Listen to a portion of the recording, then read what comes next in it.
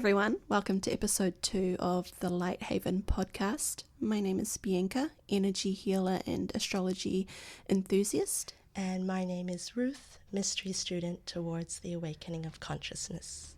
Now, we've partnered together to create a safe space where we can share our thoughts on all things to do with mysticism, spirituality, mind and wellness, astrology, and working with energy.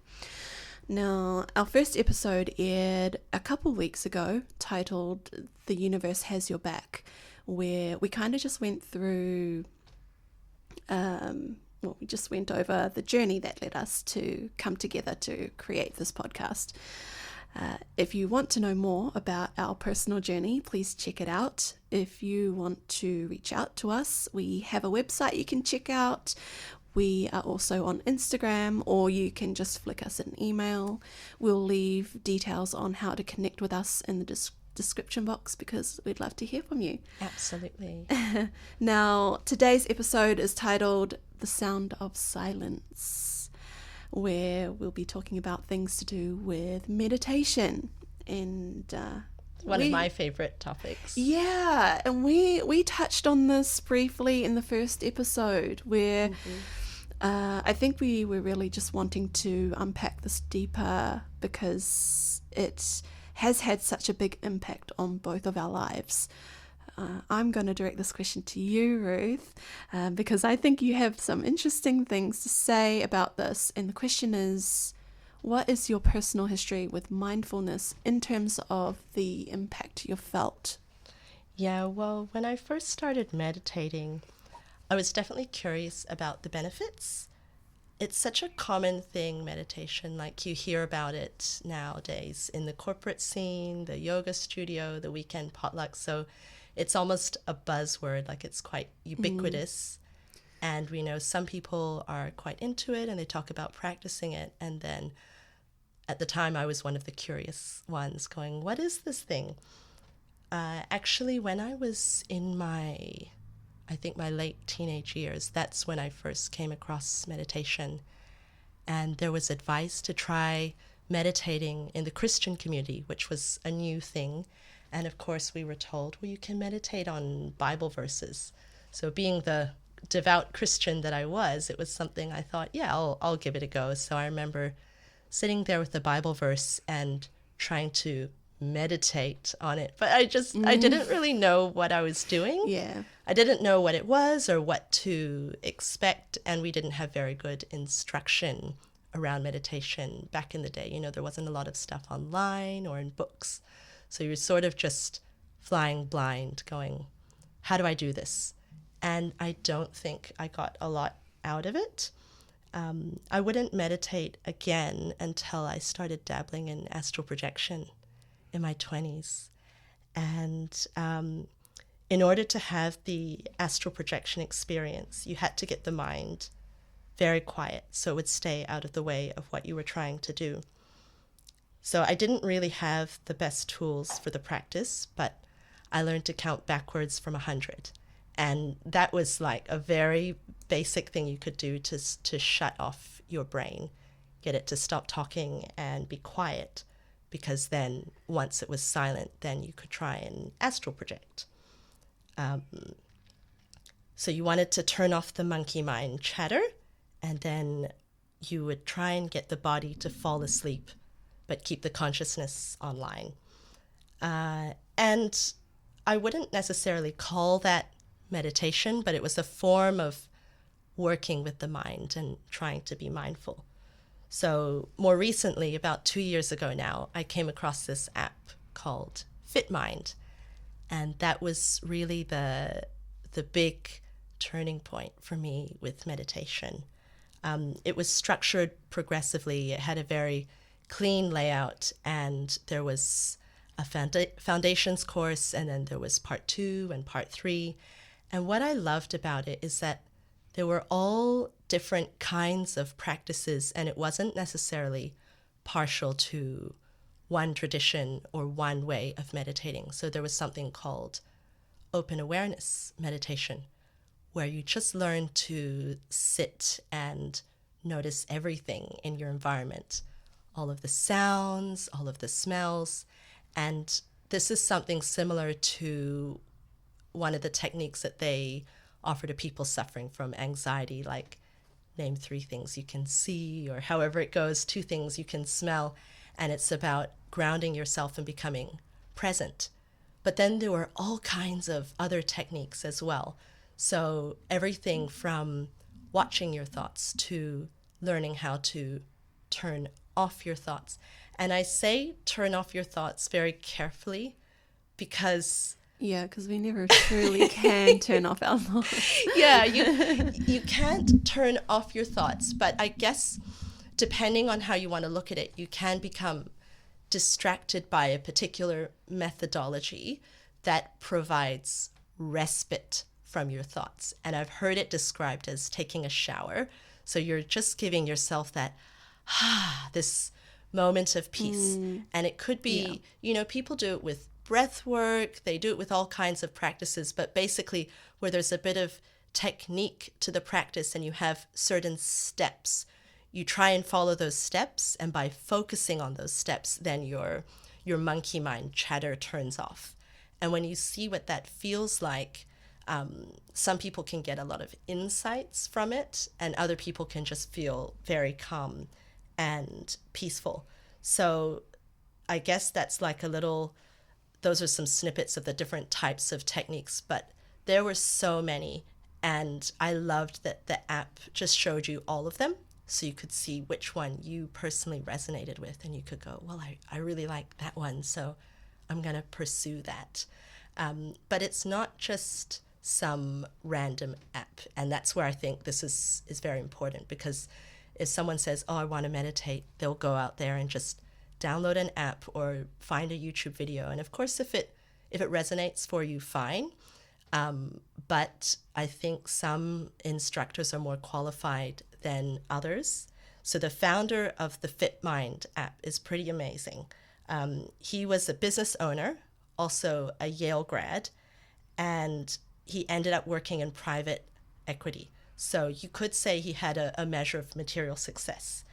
And that's the interesting thing, that everything was going well for him from an economic standpoint, but he still felt dissatisfied with life. Yeah, I touch on that just a little bit later on in the podcast, in the episode about happiness versus that feeling of contentment versus chasing a buzz. Exactly.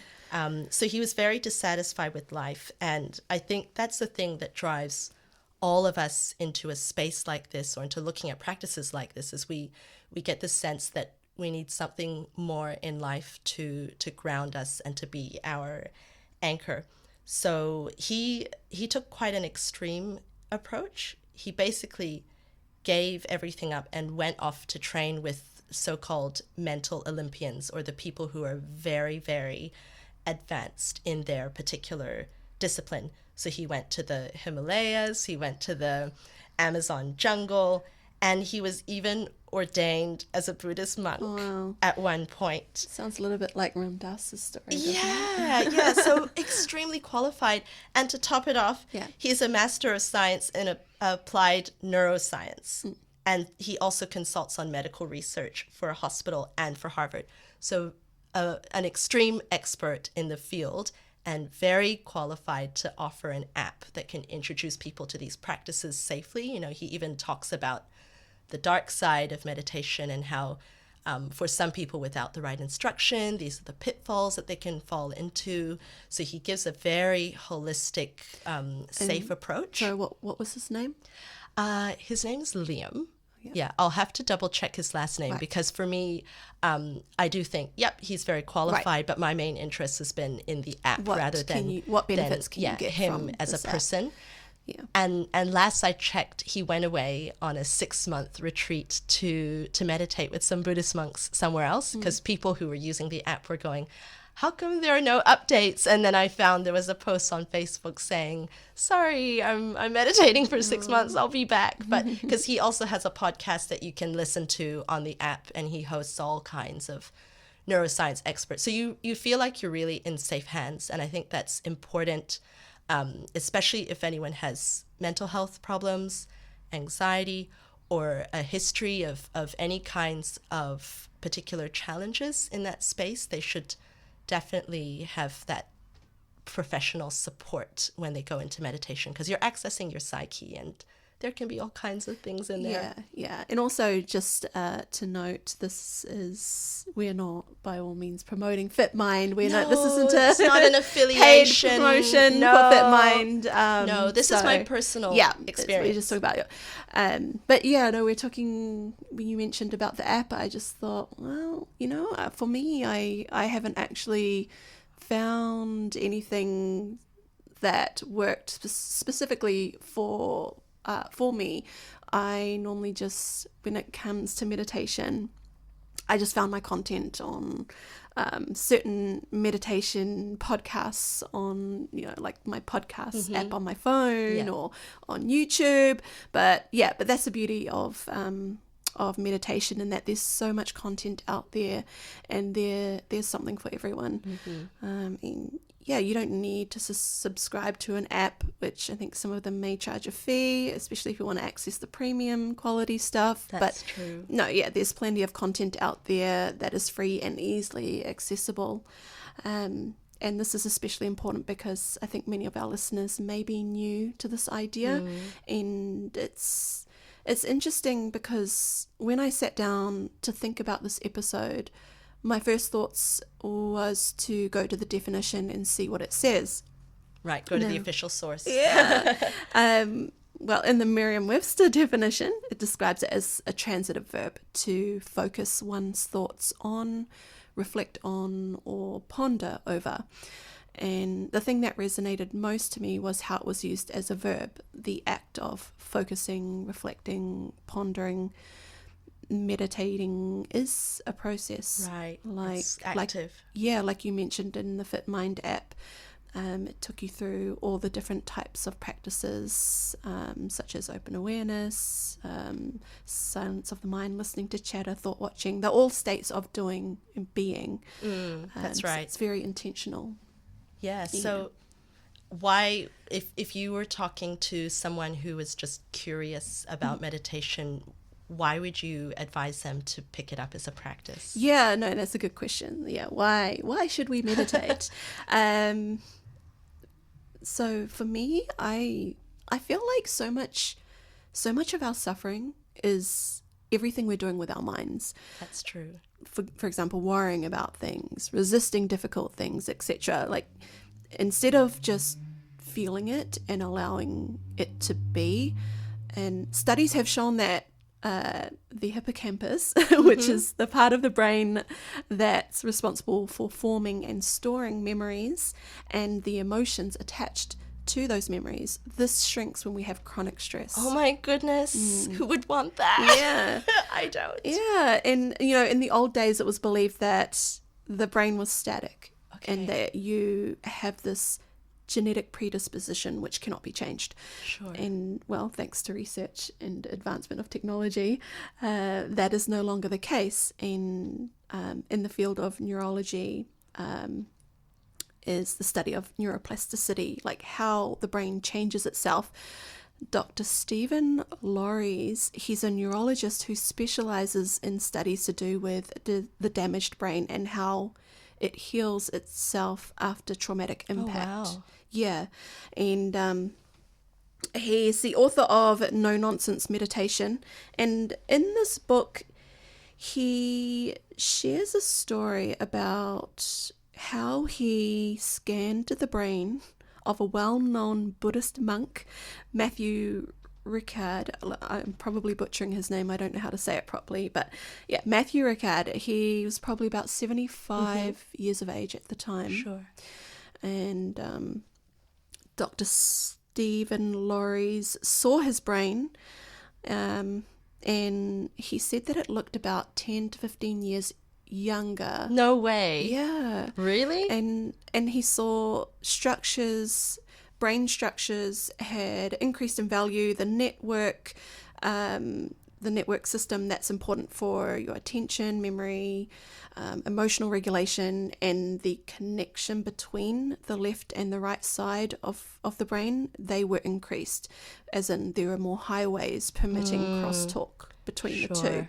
So, yeah, the benefits to meditation are vast, and it's prescribed to people who are at risk of degenerate diseases such as Alzheimer's. Like, it isn't a Right. cure, like it's Yeah. not a complete cure, but it's been proven to help. And I was just thinking, you mentioned earlier about how you came across that in that FitMind app, different program framework, or like it Yes. goes into detail about, I don't know, about why people should meditate. Could you tell us more about that? Yeah, definitely. Well, first I'll just say that in the FitMind app, while I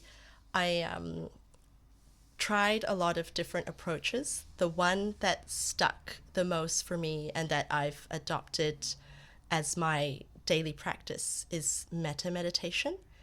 And so with this form of meditation, it has a very simple instruction that it sounds a little bit complicated, but then once you get the hang of it, you're not necessarily reciting words to yourself, but the framework that they use to introduce you to it is the 6 R's.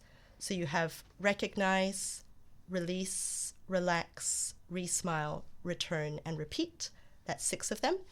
And the recognize is where you sit in silence and you first create a warm and fuzzy feeling.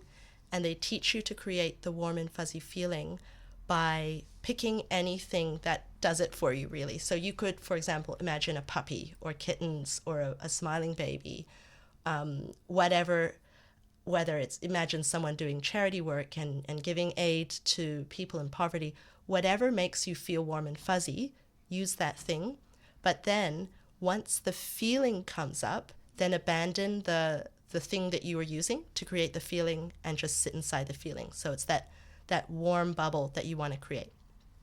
Once you're inside the bubble, then of course your thoughts will still start to bubble up.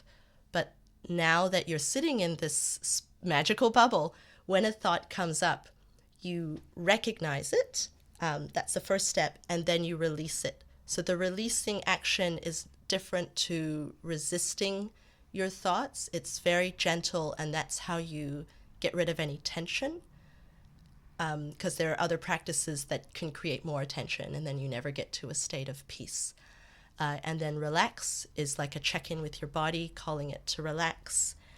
And re-smile is a very long story, but the short version of it is if you have a small, very, very small smile on your face that's not stressing out your muscles, it's going to lead you back to that happy feeling.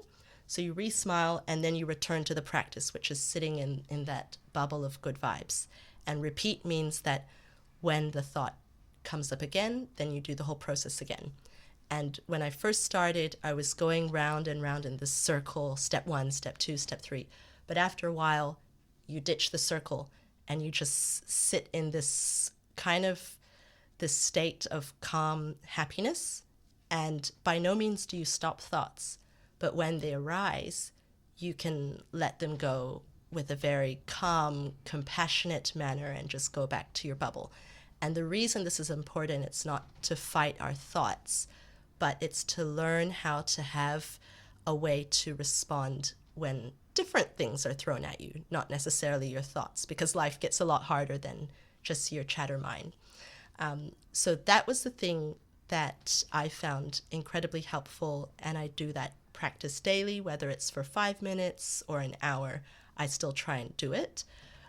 But another framework that I thought was really interesting in terms of getting a handle on how our brains are wired and how they're structured is the 3 programs.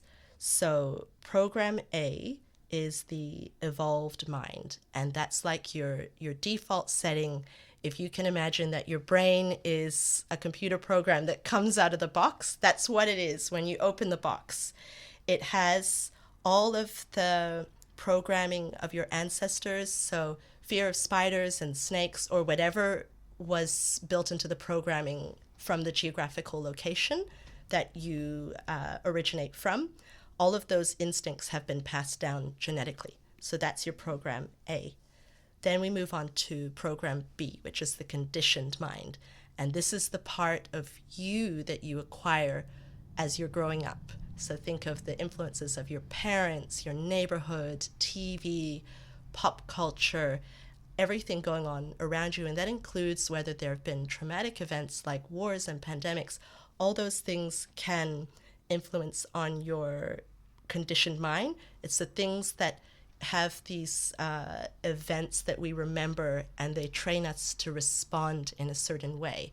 A simple example could be if you touch a hot stove, then now that goes into your program B, where you know that you're not going to touch the hot stove anymore.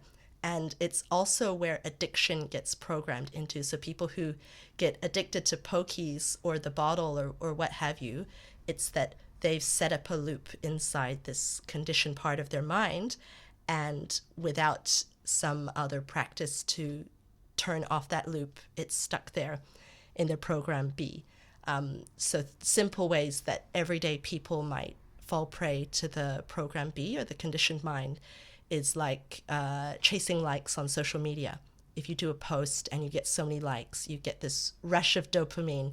And without having a hack or understanding of your brain, you just keep chasing it. Oh, I'll do another post. I'll do another post. And you're not thinking about what is driving your behavior. Or even if you do think about it, maybe you don't understand the programming behind it. So it's program B is unique to your life journey, but it is still a program.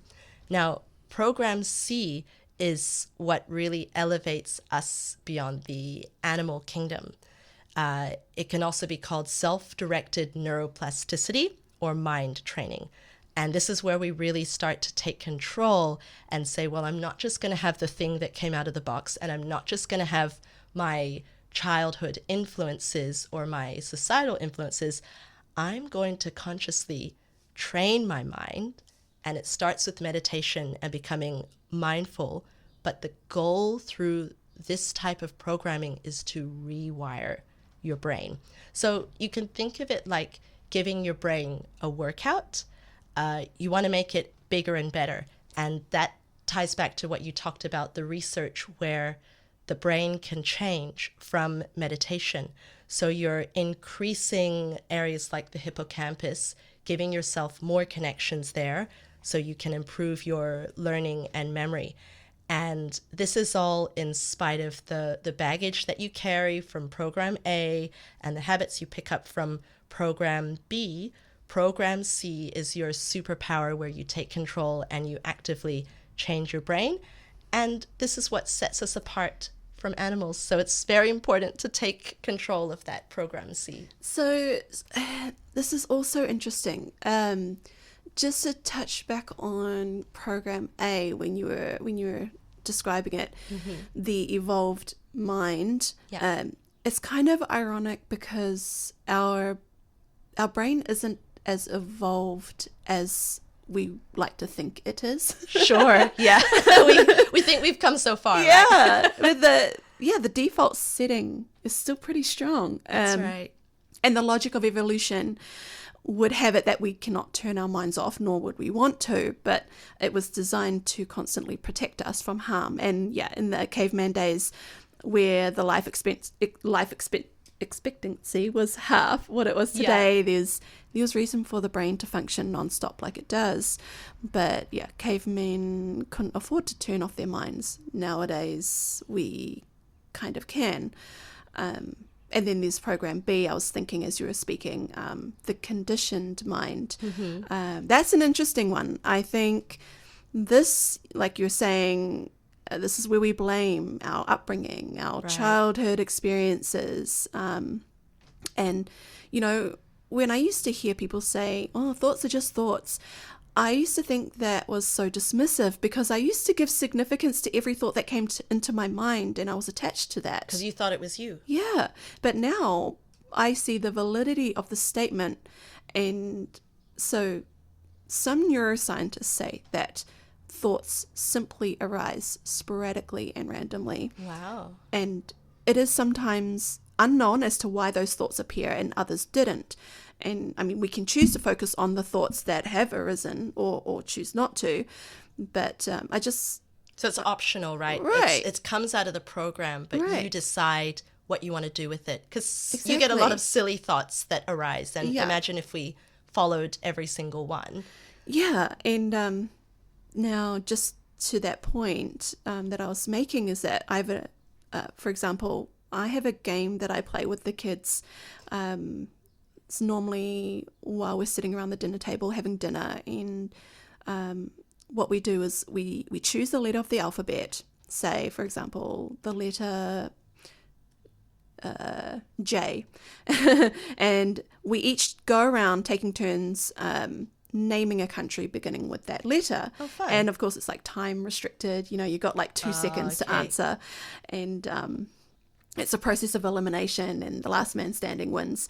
But I couldn't tell you why I think of certain countries instead of others. Right. So, yeah, it's just sometimes thoughts are random, and so we often find ourselves latching onto a thought that has arisen, and therefore then it triggers us or triggers an emotion within us, and the emotional reaction is triggered because we see those thoughts as an extension of ourselves. So identifying with them. Right, not as mere objects of consciousness.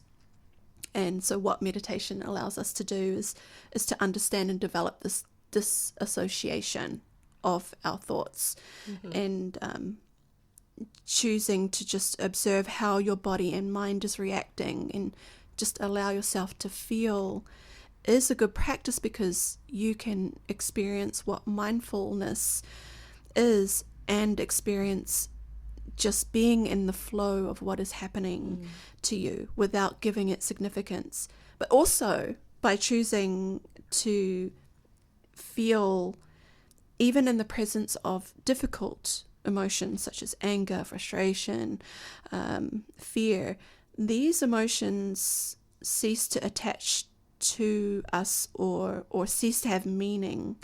Like the physical body is able to process what it's feeling and release it without having harmful lingering effects. Because you create resistance when you, like, if you feel something and you exactly. I don't want to feel it. Yes. And now your inner self hasn't attached to it, giving it a place of identity within yourself. Like I have an example. And it's not one that I like to speak about, but and I don't know how you would think about when I tell you this. You'd be like, what? No, you don't do this. But it's a very real experience for me. So I get stage fright. Really? Yeah. I feel immense fear when I speak in public. So if I have to speak in a group setting at work, I get a lump in my throat.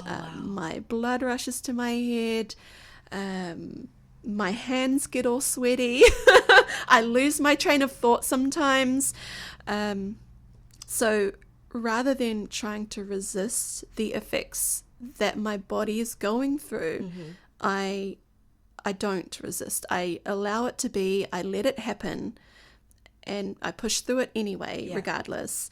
But more importantly, I don't give it a place of identity within myself. Yeah. Like it's something that happens to me, but I choose not to think that this is going to happen every single time, right? Sure. Because what else can you do about it anyway, right? Right.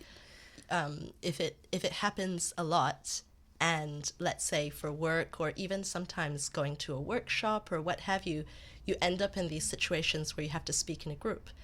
And if that is going to be... I hate that. It's a natural bodily process that's going to arise. Like, then I'm sure I'm what not are you the gonna do only about one it? that feels that way, where you know we're going around, we're in a circle. It's coming to you soon. And everyone has to say something, and you're just counting, the people, how many people it has to take to get to you, and I'm like, what am I going to say? And and you're not paying attention to what other people are inputting. You're trying to think about what is it that you're going to share, and yeah, it's like it's really funny though, because if you think about it like this, if you're not listening to what they're saying, then chances are if other people are also shy or have stage fright, they're not listening to you either. Exactly. So it really doesn't matter what you say. Exactly. No, but let's talk a little bit about the history of mindfulness. Yes. One of the really interesting things is that meditation, it exists in so many different cultures and traditions all around the world. Did you have any thoughts on that? Yeah, I find it very fascinating, because you think, well, why would this practice exist in so many different places? There must be something to it. You know, the people in different, whether tribes and cultures, if they found their way to a practice like this, there's got to be some benefit to it. So there's actually a big debate on when meditation officially started and how far back in the history we can trace it. And of course, the reason for that is because you have different groups and traditions who all want to lay claim to their path being the one that, well, this is where meditation originates. And that's what makes it funny, because if all these groups are fighting over it, then they all thought of the same thing. So apparently one source claims that it started with the ancient monks and yogis of India 5,000 years ago.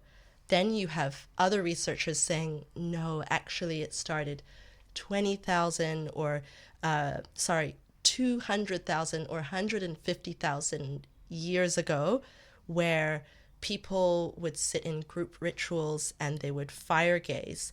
And according to these researchers, they're saying that that practice was incredibly important because it allowed us to develop symbolism and language.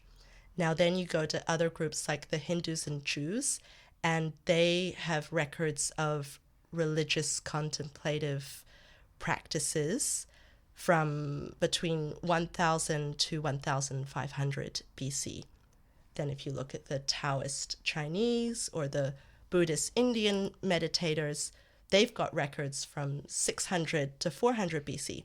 So all along you have all these different records from different groups, and then coming into between the 11th and 18th century, you have Islamic and Catholic monastic practices, which are also similar.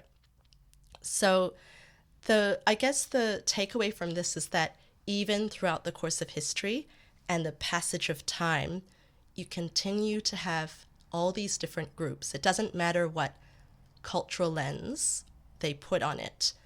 They realize that, number one, the basics of what society has to offer doesn't cut it. They need something additional. And then they feel this need to turn their focus deep within and find something greater and more profound within themselves. So, yeah, I guess if someone hears all this and they go, great, I'm sold, let me meditate, what would you say would be some simple introductory practices that they could pick up? So just going back on that definition. Yeah. No, there's nothing that says in that definition like you must close your eyes and you must be still and be cross-legged. Meditation, in my opinion, is just a recognition of a character of consciousness. And everything we do is consciousness. But from the point of view of mindfulness, the logic is not to care about any of the changes or the experiences that come. The goal is, yes, not to give significance to that which is pleasant or suppress that which is unpleasant. It's just to allow everything to appear without reacting, good or bad. And once you get to the state, you are free, essentially. That's right. Yeah, and so to for me, if I was to say to a beginner, just something to start off with, I would suggest having a mindful practice that would take about 10 to 15 minutes, morning or night. Yeah. But yeah, once you get used to it and you're doing it on a regular basis, it doesn't have to be so formal. What's your thoughts on that? Yeah, definitely. I like the idea of 10 to 15 minutes. I remember telling a colleague that It's not too long, it's not too short. I know, right? I had a colleague and I was trying to sell him on the benefits of mindfulness, and he was having some struggles, and he said, well, how long do you meditate? And I said, well, the best is 1 hour, and his eyeballs just fell out of his socket. Wow. And he was like, no. Who has an hour? Yeah, and I was like, well, I don't always have an hour, but I love it when I do. It's really good. Yeah. And that's when people find out the state of calm and bliss that you can get into, then they don't want to break a good sitting. Yeah. And you have to have tasted that before you are willing to sit that long. So definitely for beginner, 10 to 15 minutes is good. One of the simplest practices that I came across that I think is quite easy and accessible is Vipassana. And I know there are a lot of different instructions on Vipassana, and we probably don't need to get into the depths of all those nuances or different insights and stages and what you'll see, what you'll feel, but the basic of it would be to follow your breath. So you narrow down your concentration to your breath, and you notice it flowing in and out. And I think where you watch it is not that important. So you could be watching it at the nostrils and feeling and noticing the air going in and out there. Other people prefer to sense it where their diaphragm is moving or the lungs, or you could do a combination of both. It doesn't really matter. And the thing that I need to add to this is that if you, for whatever reason, if you have some history or anxiety or reason why you can't watch your breath, you can actually just watch any part of your body. So for example, if you brought your attention to the tip of your toes and you concentrated it there, by and by you'd start to feel the gentle kind of pulsating of life or the blood circulation in your toes. And once you sense that, then you could just park your concentration there. And I know it sounds funny, like, oh, why focus on your toes? It doesn't have to be your toes. It could be your fingertips, it could be your ears. But if there's a reason why you can't focus on your breath or it's traumatic, don't panic. It doesn't really matter. You can focus somewhere else. It's mainly about having an anchor. And then once you notice that whatever anchor you've picked, you want to start dialing up the intensity of it. So for example, if you're focusing on your breath, then you want to notice, okay, now I'm focusing on it. Where does the in-breath start and finish? Where does the out-breath start and finish? And can I notice this tiny, tiny gap in between? And then, of course, a thought is going to arise, and that's fine. So we don't want to get angry or upset about the thought or create resistance that creates tension.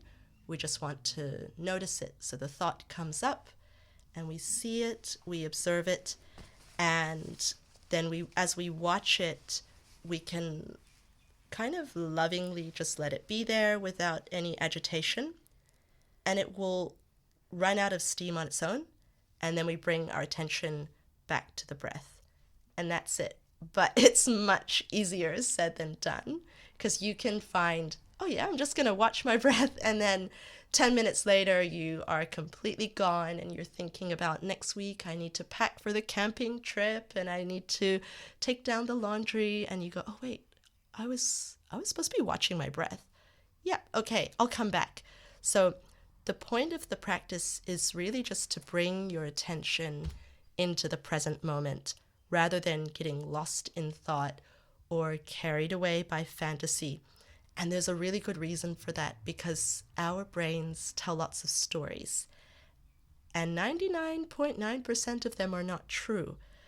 But if we get caught up in those stories, we believe them, and then we start thinking how someone is being cruel to us when actually they're completely on a different wavelength doing something else, and this whole thing is made up in our head. Or we start getting upset because someone didn't do the thing that we wanted them to do, but we never told them what we wanted them to do, and now we're here angry and creating all this suffering in our mind. So the goal of the practice is to gradually build up this sense of being spacious, and that allows us to just chill out rather than building tension around the things that we can't control. And what is a time when you saw the benefit or the change that came about to meditation? I mean, all this is so great. It sounds good, right? Yeah. It sounds great, and it's just like, but personally, like, yeah, I mean, sure. if you want to go down that path, I'm just wondering, well, is there a time where that you would be willing to share experiences on how you've seen the benefit of this in your life? Absolutely. Yeah, that's a good call, because it sounds like just something annoying. Why do I have to do this? Yeah, why do I have to do this every day? Why do I have to, and it's like, focusing okay, on the well, breath. how can it show up in someone's life? Like, how can you see the effects of it? Yes.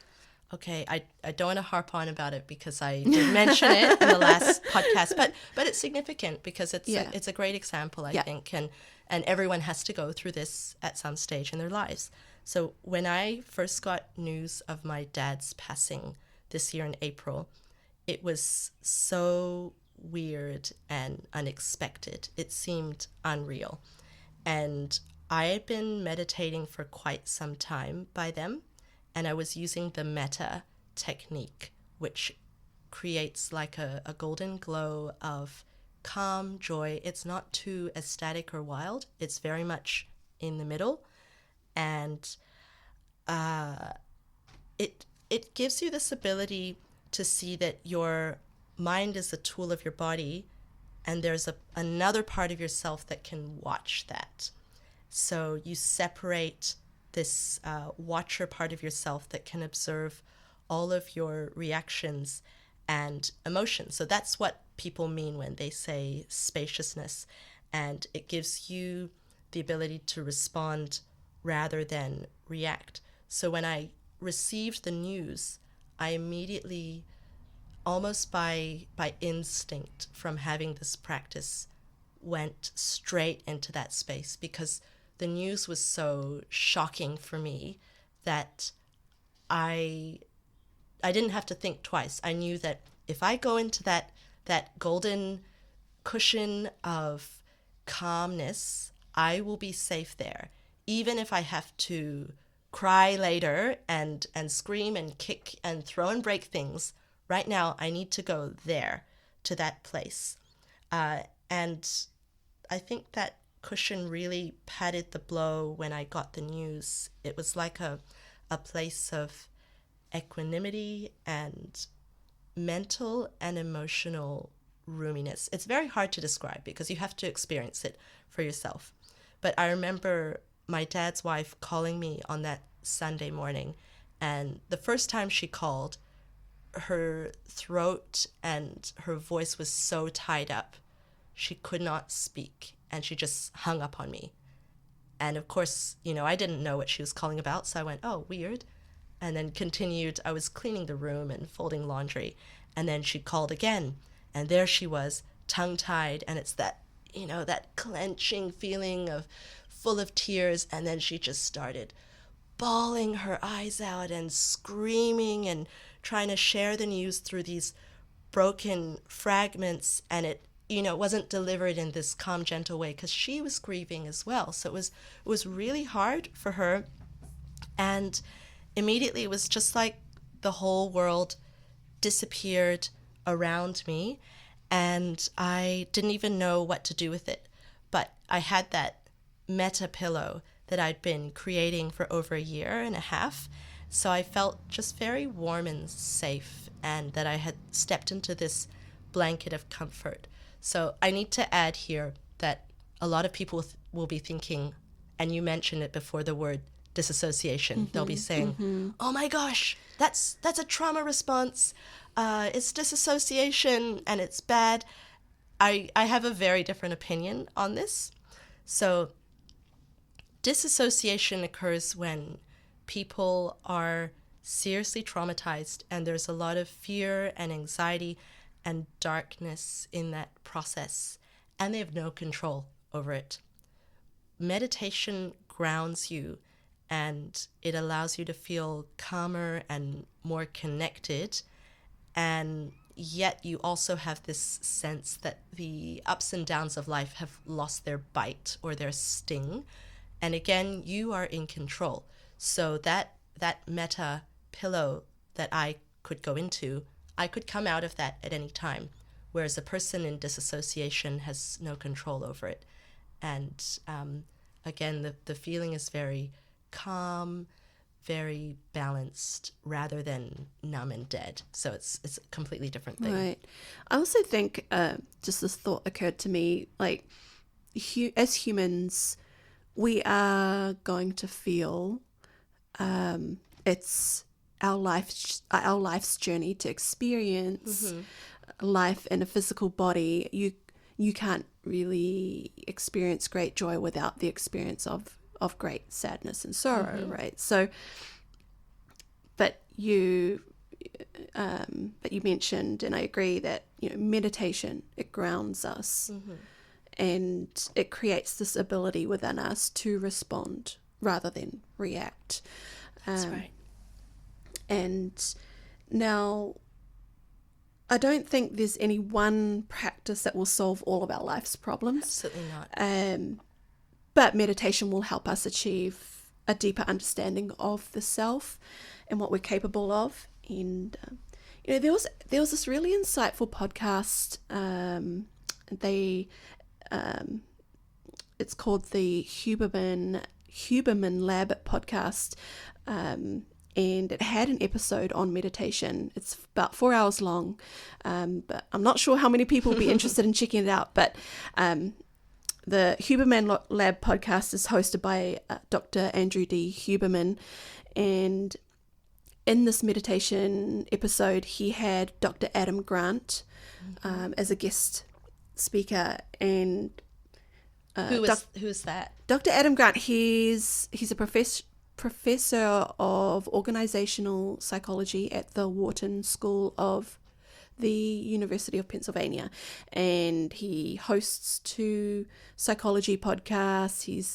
He's written multiple best-selling books. He's all over Instagram, social media. He's a good authority. Yeah, for sure. Not because of the Instagram. Yeah, now, they touched on this aspect of meditation that I really wanted to share. They discussed this concept where meditation helps us be more sensitive to the mirage-like character of achieving our goals.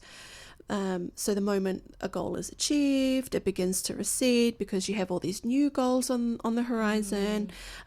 People are asking you, oh, what are you going to do next? Even in your mind, you're thinking, oh, what am I going to do next? So essentially, you'll never actually arrive at your destination, because it's like, what is the next thing I need to do? Right.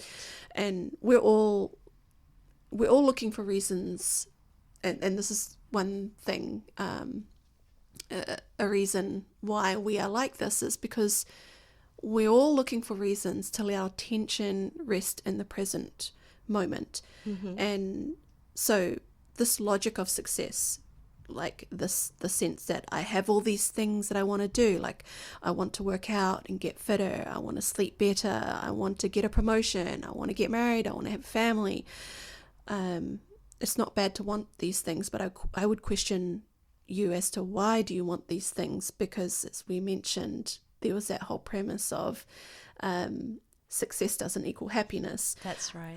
So yeah, it is possible to be miserable, completely miserable, in the presence of all of these, having obtained all of these things combined. So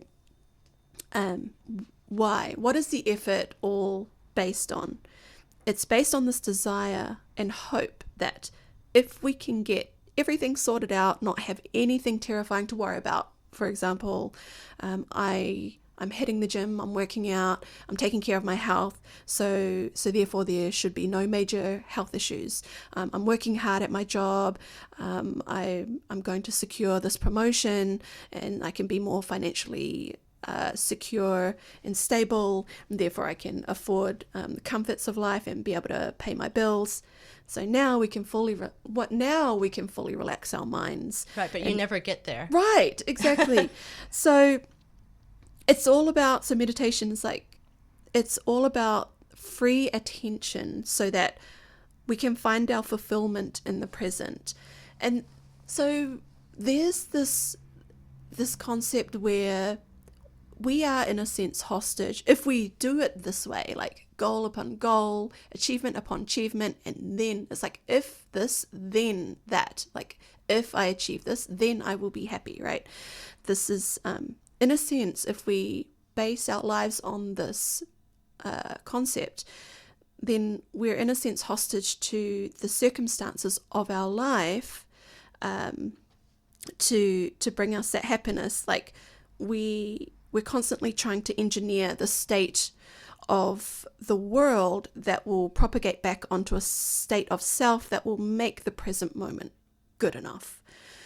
Where what meditation does is it reverses that causality and lets you change state as such that you can be fulfilled before anything happens. For example, your happiness is no longer predicated on you securing that job promotion or having that your long-term partner propose to you. You can be in the presence of the next good or bad thing and be at peace no matter what. And a long-term effect you'll find upon consistent meditation is peace of mind, freedom, and lack of conflict. Yeah. I think it's really true. You said it so well that all of our dissatisfaction comes from trying to change the circumstances around us to be, in a way, different to how they are. And we're not always successful at doing that. And that's where we create our own suffering. And a lot of people can't or won't accept the responsibility for that. It's too big of an ask. So they keep themselves trapped in a victim mindset where everything is being done to them and they were passed up for this promotion that they deserved, or that people at work don't appreciate them, or there's always something wrong going on. They always have something to complain about. And maybe they work really, really hard, but it's still not good enough. So what they're left with is a ton of effort, a ton of expended energy, and terrible dissatisfaction and unhappiness as the output of all of that effort. So it's a really raw deal. And if they could flip that perspective on its head and realize that all you ever have is this present moment, and you do have the choice through consistent practice over time to learn to appreciate the moment and find your peace in it, your whole world can change, and that will give you the fortitude for whatever comes up. Exactly. That's so well said. And I think we're coming to the end of our time here, so just wrap it up. But thank you to all our listeners for joining us today. We hope you got something out of today's episode and look forward to having you join us on the next one. And with that being said, remember, the path to your best reality is in your hands to create when you become conscious. Bye.